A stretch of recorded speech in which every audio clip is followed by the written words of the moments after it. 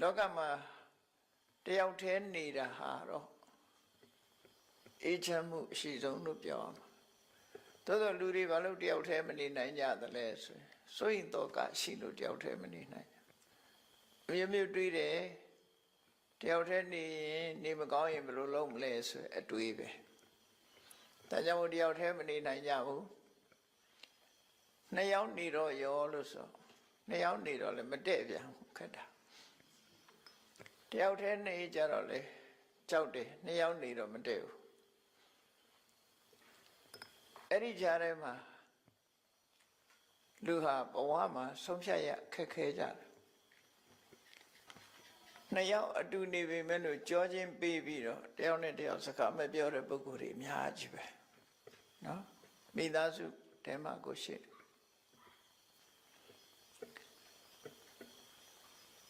ယနေ့ချင်းဆိုင်ပြီးတော့တောင်စကားမပြောဘဲနဲ့နှစ်ယောက်အတူနေတာတွေရှိကြတယ်ဘယ်လိုအတွေးနဲ့ဘယ်လိုနေကြသလဲတော့မသိဘူးနော်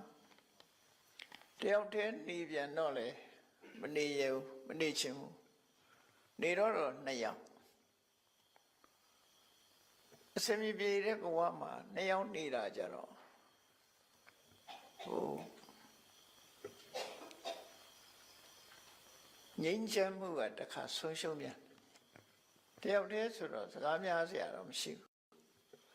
နှစ်ယောက်ဆိုရင်တစ်ခါမဟုတ်တစ်ခါစကားများကြတယ်ရှမ်းဖြစ်ကြတယ်ပေါ့နိုင်ငံခြားလူတွေလည်းဒီတိုင်းပဲမထူးပမာရီဗုဒ္ဓဘာသာတွေမှာမဟုတ်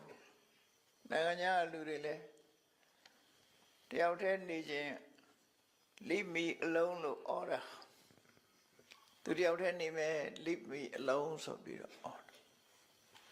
တယောက်တည်းနေပြန်တော့လေလုံးလေးဖြစ်တယ်ပြောပြန်တယ်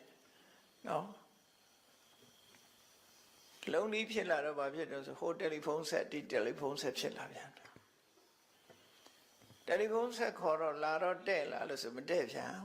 နှစ်ရက်သုံးရက်လောက်ပဲဆင်ပြေတယ်နောက်ရက်ကျဆင်ပြေလူတဘာဝကတွေးစားရအခက်ကြီးပဲအဲ့တော့လူတွေဟာတယောက်တည်းမနေဝန်းတာလဲဒီစိတ်ပဲ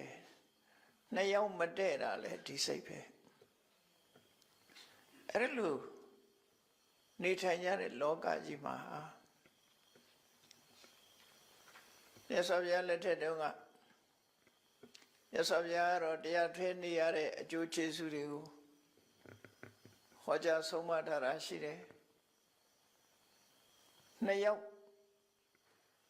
နေလို့တူနဲ့တူနဲ့အစဉ်ပြေလို့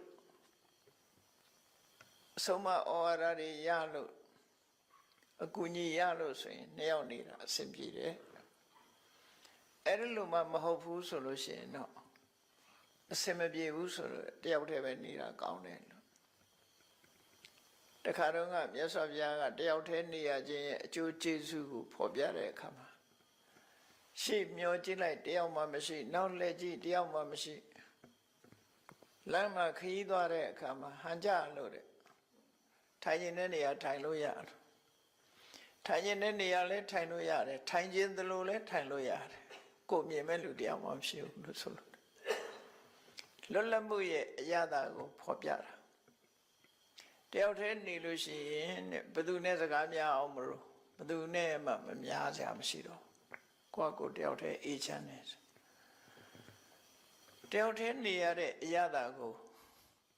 မြတ်စွာဘုရားရဲ့တပည့်တွေတဲ့ပထမဆုံးတာဝကကြီးရှင်ကွန်းတင်ညဆိုတယောက်တည်းနေသွားတာဟောတပည့်ဆက်ကြတရားဟောတော့ကတော့ပိဿဝဂီ၅ပါး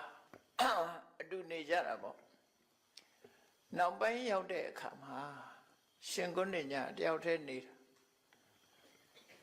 ဘယ်သူနဲ့မှမတွေ့ရတဲ့နေရာသွားနေတယ်ဘယ်သွားနေတော့ဆိုရင်ဟိမန္တတောင်ချေကတောင်တန်းထဲမှာသတ္တန္တဆိုတဲ့ရေအိုင်ကြီးရှိတယ်